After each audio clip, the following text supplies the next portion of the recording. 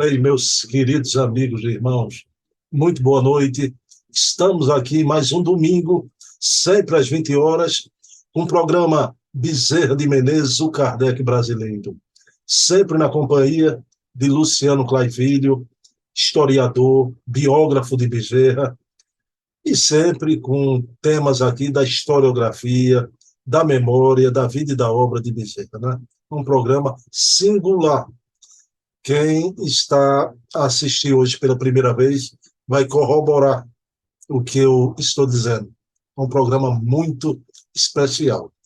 Mas, pessoal, eu queria perpassar aqui para vocês os outros programas do meu canal. Terça-feira, às 20 horas, temos o programa Hermínio Corrêa de Miranda, o Grande Escriba, conversando aqui com a filha do Hermínio, Ana Maria Miranda, sobre a vida e a obra do Hermínio. Sempre às 20 horas, os nossos programas todos. Na quarta-feira, o programa Resenha Literária, com o pesquisador e documentarista espírita Silvio Mariano. É um programa sobre livros, né? À guisa de indicação. Trazemos aqui obras maravilhosas, né? E conversamos sobre o seu conteúdo.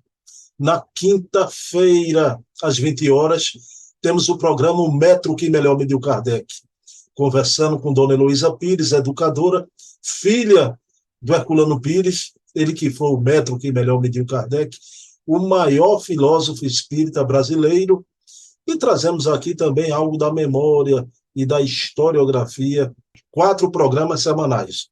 Mas temos também os programas mensais, que acontecem somente aos sábados.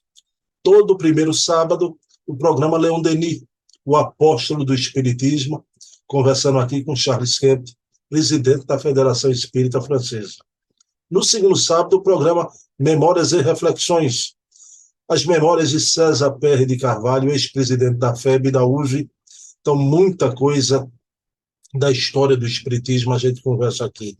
No terceiro sábado, às 20 horas, o programa Portfólio Fontes Primárias, com Adair Ribeiro, pesquisador, curador do ACOL, o Museu Allan Kardec, e é quem possui mais documentos do início do Espiritismo em França, dos pródromos do Espiritismo, não é? Então, documentos com a letra de Kardec, de Amélie Baudet, dos médios, um programa muito importante. E, para encerrar, no quarto sábado do mês, temos o programa O Eco da Imprensa Espírita, com acento no E, com CH, porque o patrono deste nosso programa é Luiz Olímpio Teles de Menezes, o pai da imprensa espírita no Brasil, que fundou o jornal O Eco da Além Túmulo, com acento no E e com CH. Mantemos a grafia. Esse programa fazemos aqui com Leonardo Marmo Moreira, articulista da revista Reformador e da revista O Consolador. Então, repercutimos aqui o que sai da imprensa espírita do Brasil no decorrer do mês. É o programa de maior visualização do nosso canal. Impressionante, sempre milhares de views. Como caiu no gosto do público esse programa com o Marco, né? Pessoal, mas vamos iniciar aqui. Luciano já está aqui passando a mão na barba, né? Ele fica agoniado, passa a mão na barba, mas a gente vai levar o pensamento a Deus, agradecendo ao nosso Pai de bondade infinita por mais uma noite, aqui trazendo as belezas desta alma de escola. Adolfo Bezerra de Menezes, o médico dos pobres, o Kardec brasileiro. Estão pedindo permissão a Jesus, a quem tudo devemos. Iniciamos o nosso programa da noite de hoje. Sem mais delongas, deixa eu colocar este meu amigo maledeto, Luciano Clay Filho, aqui na tela com vocês. Bem, meus queridos amigos e irmãos, já estamos aqui com Luciano Clay, meu amigo maledeto. Ele fica agoniado quando a gente demora muito nessas apresentações. É um parapapá danado, né, Luciano Clay? Meu amigo. Luciano, como é que você está? Tudo bom? Está em Fortaleza? Tudo em paz, querido, tudo em paz. Como de costume, né? Temos que agradecer a Deus E não obstante, como dizia Viana de Carvalho, nosso grande tribuno conterrâneo, os problemas pelos quais todos nós invariavelmente passamos, nossa carreira evolutiva, temos que continuar a marcha, né? Sempre com esperança no coração. Há quanto andas o querido Centro de Memória Viana de Carvalho? Cada vez mais se estruturando, nós estamos com um projeto já em vigor, que é a preparação de um novo livro biográfico sobre Viana de Carvalho, que vai ser lançado no ano que vem, 2024, em face da celebração, no próximo ano, portanto, do Sesc Centenário, ou seja, dos 150 anos de nascimento de Viana de Carvalho. Já estamos correndo, tentando juntar um material que é resultado aí de anos de pesquisa. Você sabe, nós já publicamos várias biografias mais resumidas, uma até que foi a primeira lançada pela La Chatre em 1999, Viana de Carvalho e Tribune de Có, obra que você conhece. E nós pretendemos agora fazer uma abordagem diferente, exatamente mostrando aquilo que foi a grande missão de Viana de Carvalho. E o livro, aliás, até já tem título, que é Viana de Carvalho e a Nova Cruzada, porque foi um dos escopos dele. Divaldo nos revela, numa palestra que fez em 1974, por ocasião dos 100 anos, aliás, exatamente dos 100 anos de nascimento de Viana de Carvalho, 1874, 1974, que Viana, em uma de suas experiências transatas na existência anterior, ele participou do movimento das cruzadas medievais. Ele não disse como foi a participação de Viana, mas o fato, querido, é que, curiosamente, Viana, quando esteve entre nós, inclusive aí em Recife, como no Rio de Janeiro, ele encetou uma verdadeira cruzada de norte a sul, de leste a oeste em nosso país, para divulgar o Espiritismo. E fundou, inclusive, em Recife, na década de 1920, a Cruzada Espírita Pernambucana, era o nome que ele dava, baseado numa outra experiência que ele teve no Rio de Janeiro, fundando a Cruzada Espírita, né? E tinha exatamente esse propósito de organizar o movimento espírita nascente ou inexistente em algumas localidades do Brasil afora. Então, em homenagem a esse companheiro, porque temos um amor e um sentimento de gratidão muito grande, que o movimento espírita, infelizmente, ainda pouco conhece, nós estamos aí com o nosso centro de memória, que o homenageia, Viana de Carvalho, preparando aí mais uma obra a respeito da vida desse grande baluarte do nosso movimento. Luciano, eu queria hoje, no início logo desse programa, isso acontece na vida, os casais, né? Marido e mulher, às vezes, ratificam o casamento, né? Como se fossem as segundas núpcias, né? Então, os grandes eventos. Luciano Clay, o programa da gente já faz um tempo, né? A gente já está 55, 56 programas, não é brincadeira, não é brincadeira, né? Luciano, quando a gente sentou para conversar sobre esse projeto, essa ideia, como seria o título, né? Bezerra de Menezes, o médico dos pobres, ou o Kardec brasileiro, né? A gente sabe que a doutrina surgiu na França, houve o transplante para o Brasil, né? E a doutrina é a ideia, o mapa, né? É o movimento espírita, e esse mapa quem desenhou foi Bezerra, né? Bezerra foi o grande artífice, a gente pode dizer até criador do movimento espírita brasileiro. Luciano, queria hoje perguntar a você, né?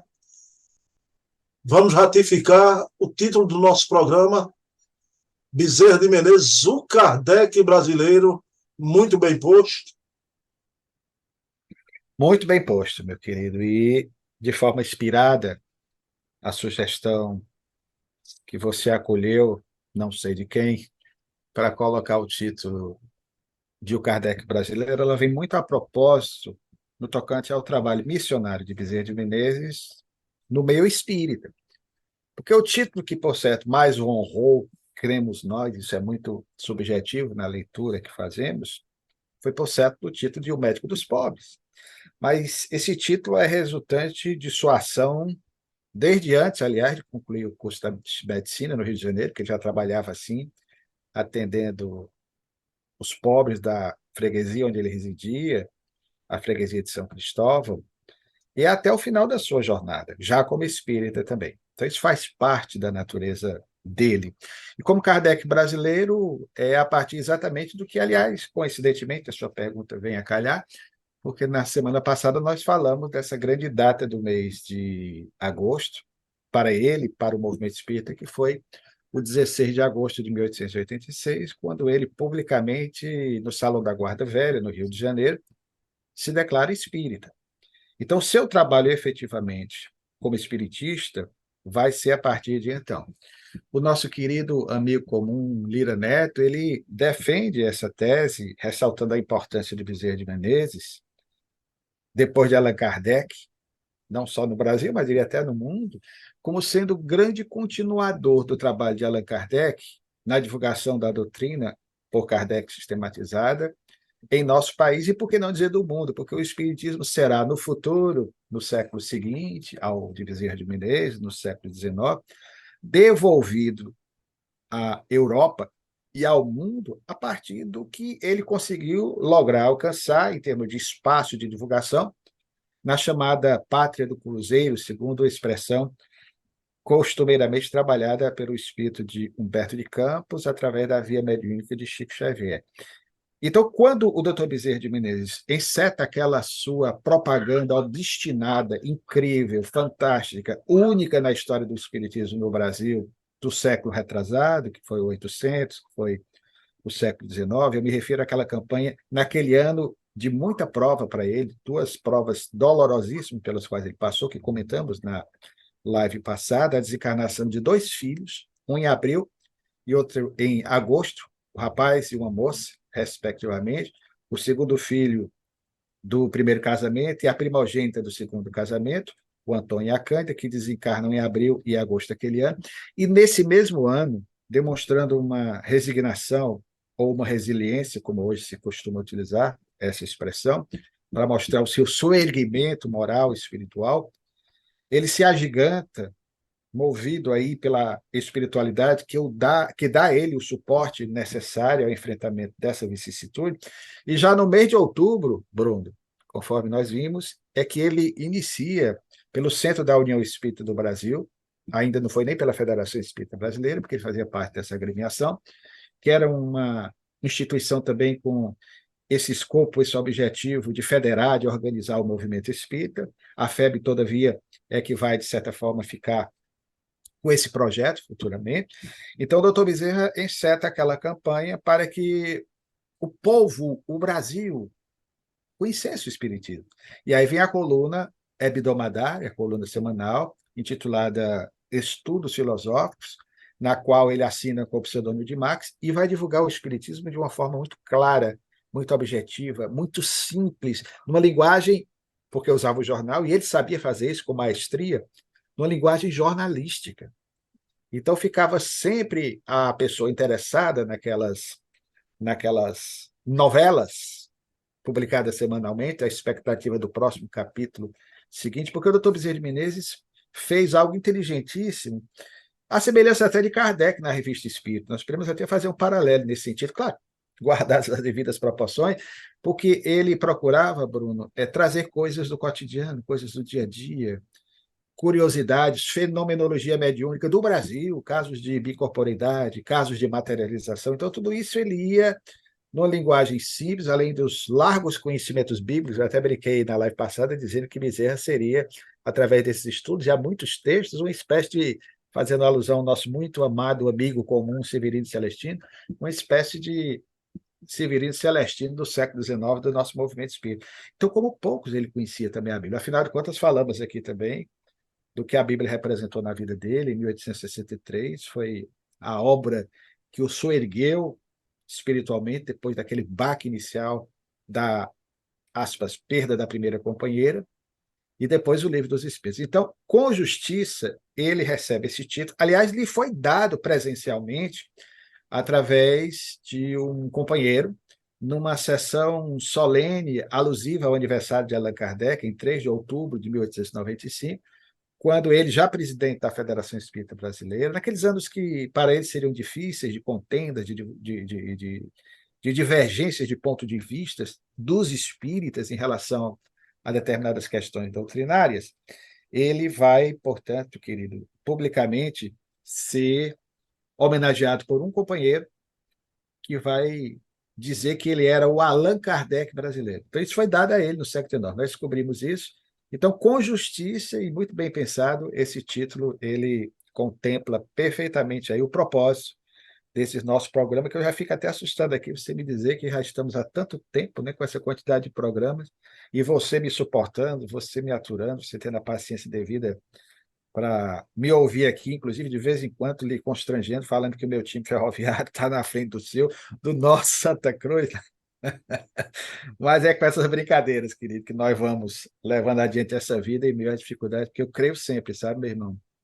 O doutor Bezerra, como as grandes almas que passam pela Terra, não eram almas antipáticas, sisudas, circunspectas, não. Estavam sempre bem-humoradas, contando piadas, boas piadas, né?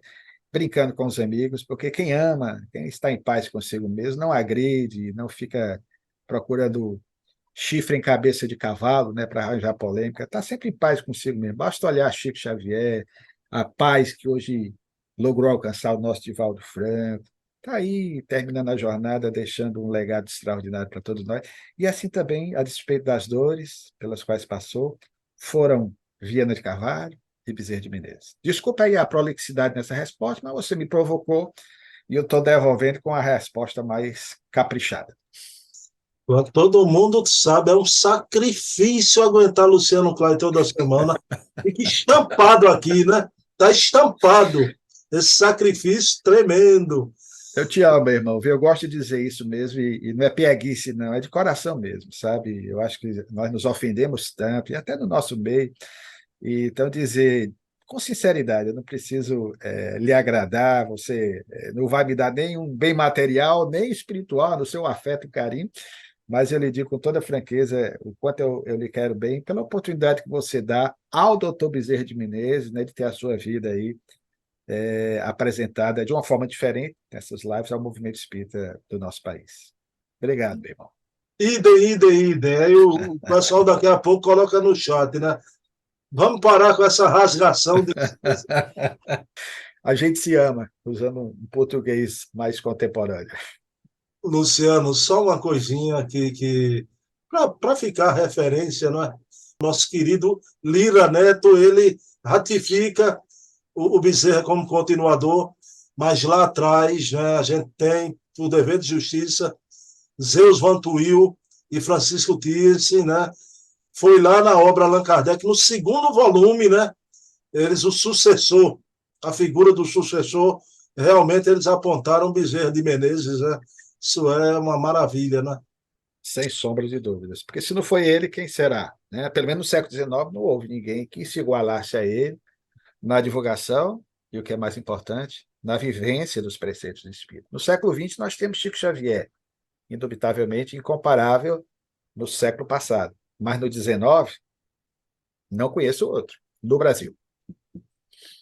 Luciano, aí vamos agora entrar no tema da noite. A gente tem visto, Luciano, alguns familiares, mas não só familiares, agregados também, não é? A gente viu afilhado, sogro, sogra, mas, Luciano, a gente não vai deixar passar, não podíamos, já, não podíamos, a figura do segundo grande amor do doutor Bezerra de Menezes, não é? Então, Dona Cândida Augusta de Lacerda Machado. Luciano, quando lá para trás, quando havia tua biografia, eu ficava pensando que a segunda esposa, né, irmã da primeira, era algo mais velha, uma moça feita já. Luciano Clay, a querida Cândida Augusta, tinha 14 aninhos, Bezerra de Menezes, 34 anos já. Então, eu quero saber como foi essa aproximação, Luciano. E parece que ela e os pais moravam numa casa contígua, né? Ao Bezerra e à sua primeira esposa, né? Como é que foi essa aproximação? Luciano Clay não foi um anjinho na vida de Bezerra, foram dois, né? 14 aninhos. Dois grandes anjos, dois grandes seres.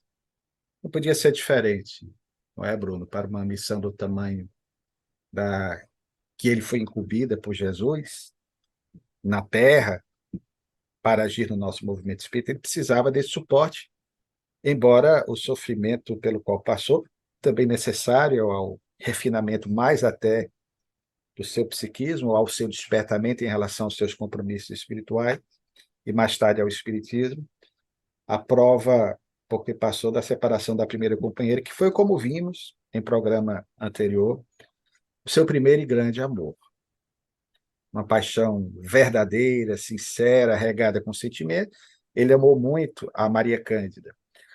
Mas também ele vai ter um amor, claro que ninguém compara amores são diferentes em momentos, mas são reencontro de almas que vão ter uma certa afinidade. O seu segundo casamento com a Dodoca, assim por ele chamada, a Cândida Augusta, que vai adotar o Bezerra de Menezes. Sempre fazia questão de assinar, temos a assinatura dela, no inventário do Dr. Bezerra de Menezes, Cândida Augusta Bezerra de Menezes. Foi seu nome adotado a partir desse casamento que se dá no mês de janeiro de 1865, lembrando que a irmã desencarnou em março de 1863, praticamente 2 anos antes.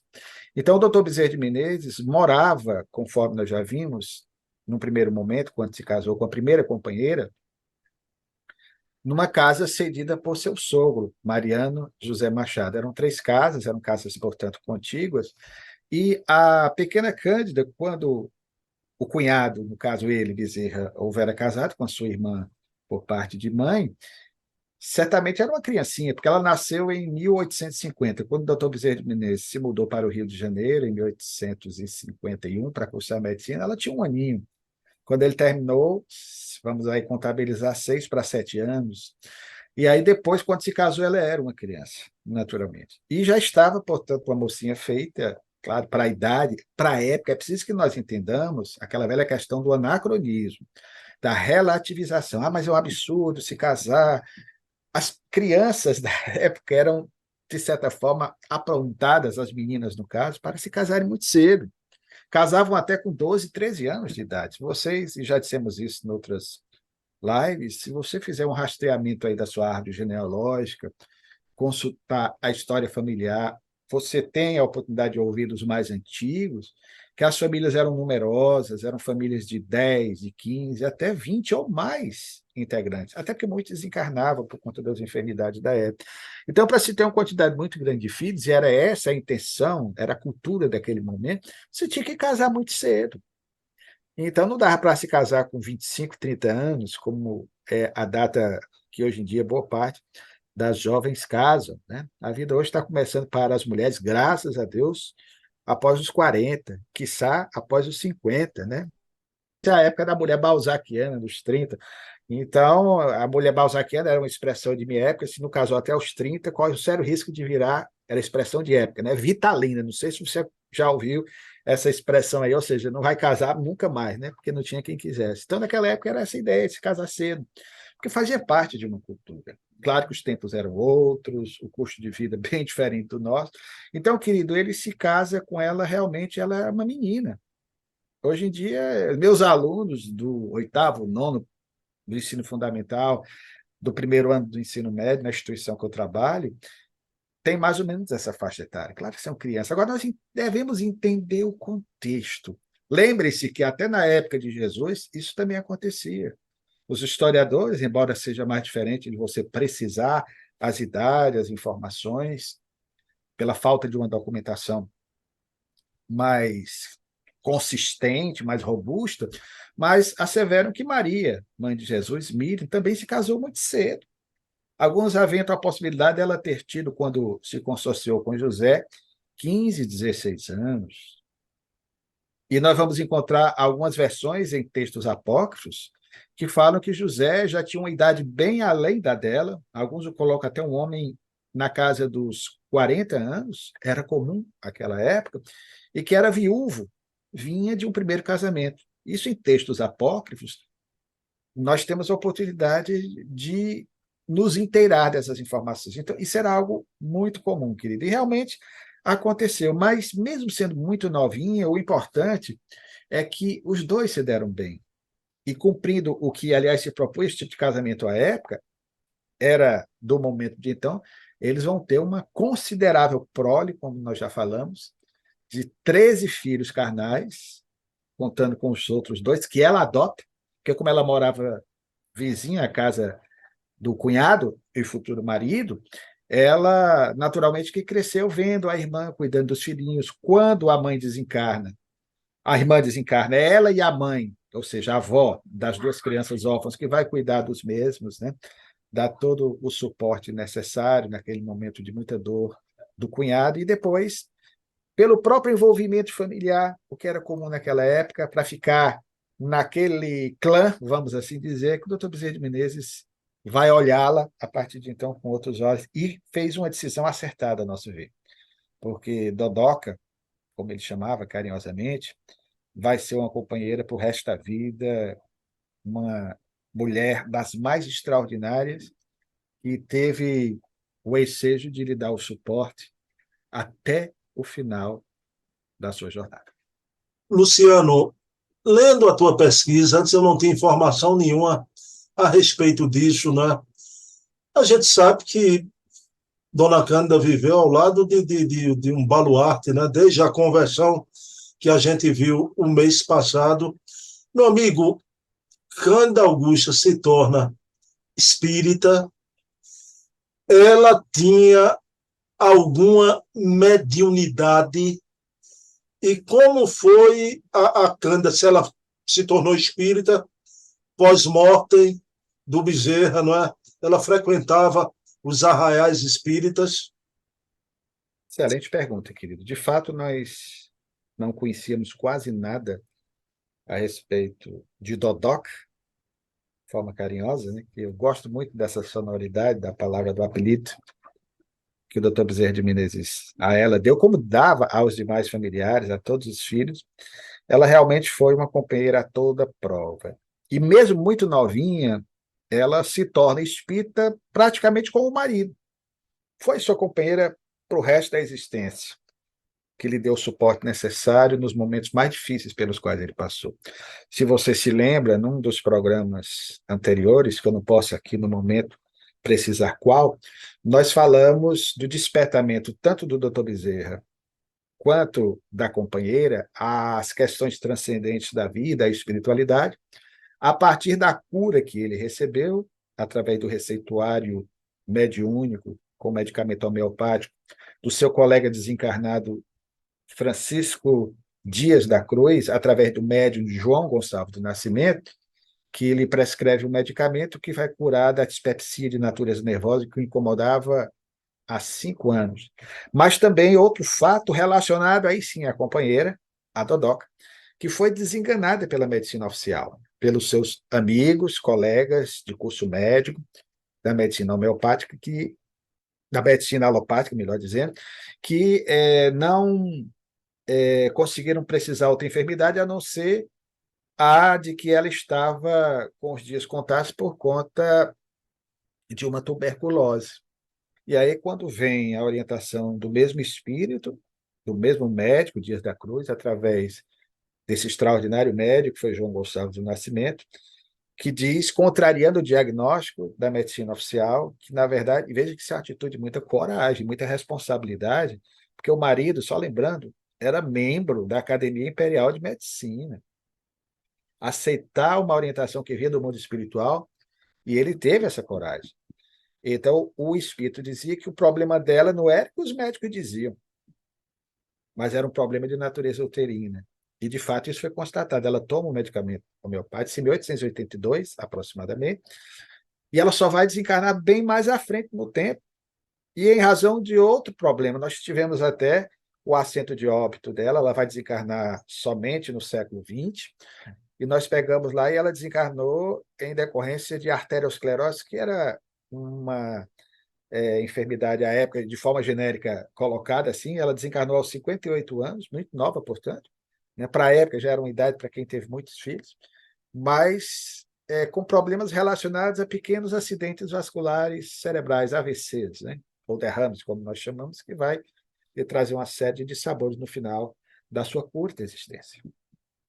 E a mediunidade dela, ela possuía a mediunidade, Ah, disse que ela desculpa, querido. frequentou os arraiais espíritas. Pronto, então isso complementando a sua pergunta, eu diria para você, meu irmão, que ela não só frequentava a Federação Espírita Brasileira, acompanhando o marido nas sessões, sobretudo quando ele assume por 2 vezes a presidência da Federação Espírita Brasileira. Nós temos registros da presença dela em algumas sessões solenes, quando também após a desencarnação do mesmo. Ela, por várias vezes, nas tentativas que depois o movimento espírita vai realizar para angariar recursos, para dar um suporte tanto a ela quanto aos filhinhos que ficaram depois da desencarnação de Bezerra, em 11 de abril de 1900, nós temos notícias do reformador da presença dela constantemente na Casa Mártir do Espiritismo em nosso país. E no tocante à sua mediunidade, isso também nós constatamos com registros do próprio reformador. Inclusive, o reformador, quando faz menção ao seu desenlace, que vai ocorrer em março de 1909, como dissemos, com apenas 58 anos, ela já vinha, à semelhança do marido, num processo gradativo de prostração, a enfermidade foi se agravando, e constantemente deitada, já doentinha, ela tinha um corpinho pequenininho. Se Bezerra era pequeno, como nós vimos, Dodoca era minúscula também do ponto de vista físico, mas gigantesca do ponto de vista espiritual. Nós até vimos o tamanho dela pelo caixão, né? 1,50 m, 1,52 m, 53, baixinha. Então, nós vamos tê-la constantemente registrando aos filhos, aos amigos, que estava tendo visões do marido. Era como se o marido estivesse constantemente ali rodeando o seu leito, na expectativa de levá-la de volta à casa do pai, né? Então, esses registros nós temos de que ela participava, e contamos ações dela também no campo da filantropia, instituições das quais ela fazia parte também, à semelhança do marido, para assistir a determinadas comunidades carentes do Rio de Janeiro. Então, uma alma que não podia ser diferente, né? Veio desse processo de sintonia, né? Que ficou no lugar da irmã. As duas realmente foram importantíssimas na vida do Dr. Bezerra de Menezes. Luciano, a pergunta derradeira, a gente aqui fazendo um apanhado das duas pesquisas, né? A Quarone usa um termo, né, muito forte, mas eu aprendi que a historiografia, a gente viu aqui o episódio triste na vida do Viana semana passada, né?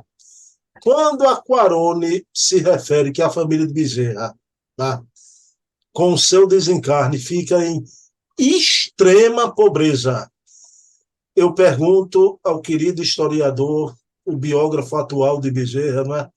Luciano, foi extrema pobreza mesmo? Pois sim, Bruno. Eu até também, que naturalmente que cabe ao historiador fazer essa investigação, eu fui me inteirar a respeito disso, porque, conforme nós já falamos acerca da vida do Dr. Bezerra de Menezes, ele nasce numa próspera família de fazendeiros aqui no Ceará. Teve parente, inclusive o próprio sogro, que em determinado momento da vida nós mencionamos, tinha recursos, tinha bens, tinha imóvel. Ele chegou a ser proprietário de um hospital na década de 1870. Aí sim ele teve muitos recursos de natureza material, honestamente auferidos a partir dos seus trabalhos na área empresarial, nas ferrovias, na Companhia Arquitetônica do Rio de Janeiro, nas instituições financeiras que dirigiu. Mas tudo isso ele vai perder em razão da instabilidade econômica nacional, da sua falta de ambição. Bezerra não era um homem que buscava as questões tão somente de natureza material, embora a preocupação principal dele, cremos nós, era em relação à sustentação de sua numerosa família e agregados, que viviam às suas expensas. Ele realmente mantinha nas suas casas, principalmente na Estrada Velha da Tijuca, eram casas grandes, largas, como as casas de antigamente, muitos filhos, muitos primos, muitos sobrinhos que vinham do Ceará, de outras partes do Brasil, que passavam a viver ali com ele, como vimos, inclusive, o afilhado, Adolfo Ernest, falamos na semana passada, afilhado dele, filho da sogra, portanto, cunhado, embora a idade dos filhos, ele chegou a ajudar a manter esse menino. Um outro sobrinho que veio do Ceará, Teófilo Rufino Bezerra de Menezes, cuja descendente direto, sempre está assistindo os nossos programas, a querida amiga Tereza, do Rio de Janeiro, e a sua mãezinha, que é neta dele, hoje está com mais de 100 anos, Dona Áurea, que mandamos um abraço neste momento, descendentes do Teófilo Rufino, e, por sua vez, o nosso doutor Bezerra de Menezes, são descendentes do irmão doutor Bezerra de Menezes, José Joaquim Bezerra de Menezes. Então, querido, de fato, ele teve um momento de prosperidade, mas tudo isso ele perde. E lembro sempre que alguém pode achar, mas ele era político. Foi, e durante vários anos, mais de 20 anos, de uma atuação na vereança, Câmara dos Vereadores, e na deputação geral, que corresponderia hoje ao cargo de deputado federal. Só que nós já comentamos, não uma nem duas, mas mais de 4, 5, 10 vezes, talvez, que os cargos políticos daquela época não tinham as vantagens financeiras, as regalias dos cargos políticos equivalentes nos nossos dias. Para ser vereador, inclusive, ele teve que gastar dinheiro do seu próprio bolso. Nunca deixou de trabalhar, ele vivia às custas do seu trabalho, porque ele recebia da Câmara Municipal da Corte, que era o município neutro do Rio de Janeiro. Lembremos que o Rio de Janeiro era a capital do Brasil na época, e mesmo ele tendo sido, porque eram 9 vereadores apenas, indicado pelos seus pares por 2 vezes efetivamente, outras tantas vezes interinamente, para administrar o município neutro, que corresponderia ao cargo de intendente no futuro, ou de prefeito dos nossos dias, mesmo assim ele desencarna na mais extrema penúria do ponto de vista material. Já no final da existência, a casa onde ele residiu, e isso nós podemos constatar e confirmar o que Aquarone diz no seu belíssimo romance, né, porque é uma obra romanceada, não é uma obra propriamente, eminentemente biográfica ou historiográfica, mas de grande valor para a historiografia, para a pesquisa futura, inclusive, de novos biólogos, do doutor Bezerra de Menezes. Nós vamos ter, meu querido, o Aquarone preciso nessa observação, porque nós tivemos a prova cabal disso, que foi o inventário dele.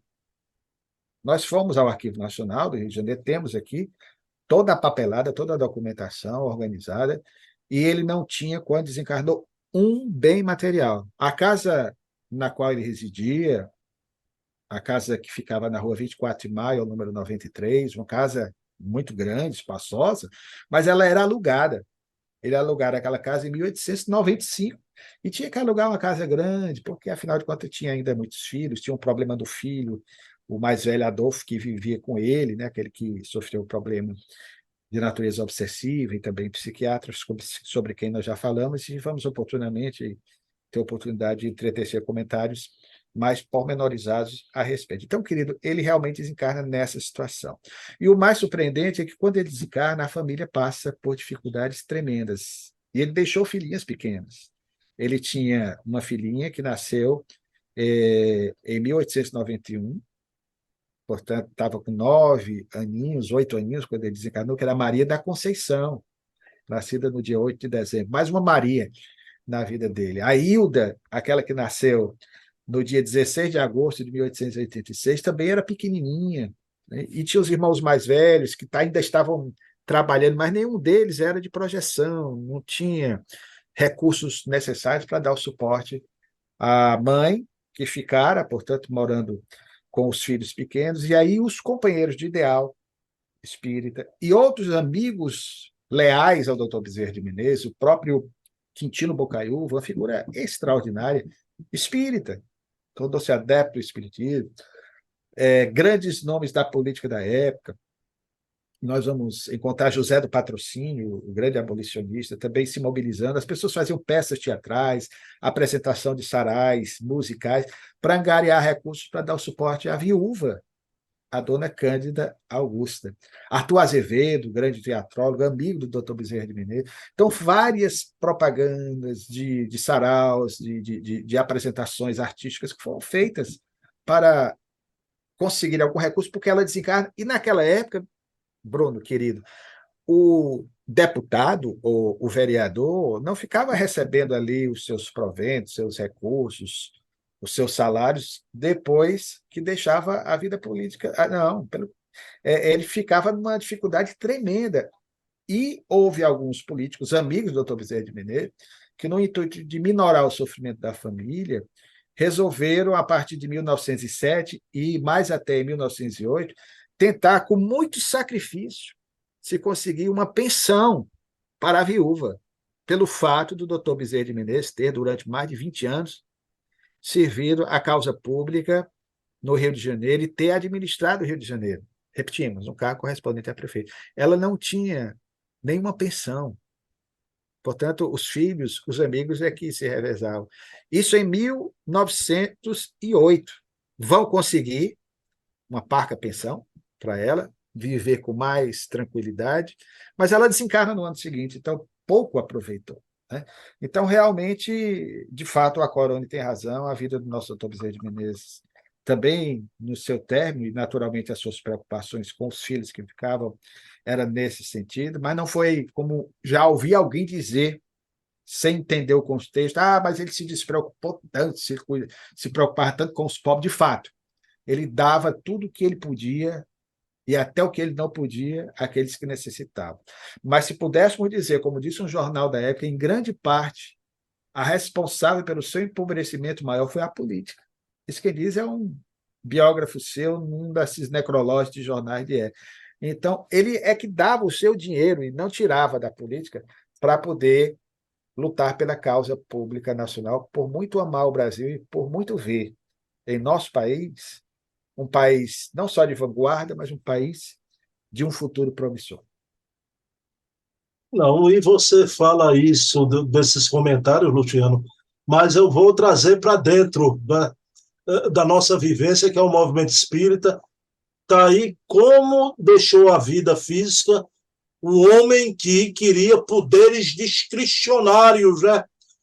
O plenipotenciário da FEB, que queria todo o poder, termina a vida assim, né? Abnegado, deu tudo, né, aos outros. Luciano, uma maravilha. O Chico Xavier teve duas mamães, né? Então, Dona Maria João de Deus e Cidália, o Bezerra, Idália. duas Cândidas, já. Duas Cândidas, já. Então, meu amigo. Ok, Verdade. Luciano. Meu filho. Muito lindo, muito lindo. Você encerra com chave de ouro aí, a gente elevando o pensamento a Deus.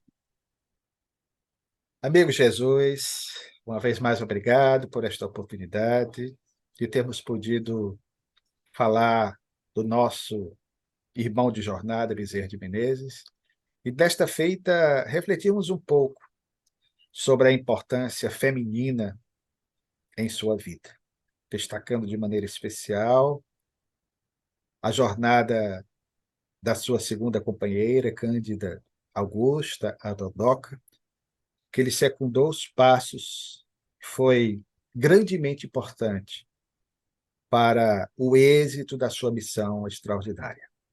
Abençoa essa companheira, querida, e todos aqueles que se sensibilizaram quando na terra do destino dessa mulher extraordinária e lhe ajudaram para que pudesse ter seus sofrimentos minorados no momento derradeiro, nos momentos finais da sua presença na Terra. Abençoe esse espírito, doutor Bezerra de Menezes, e todos os irmãos que conosco se dispuseram a participar desse encontro dominical, para que assim pudéssemos conhecer um pouco mais a respeito da vida de Bezerra de Menezes.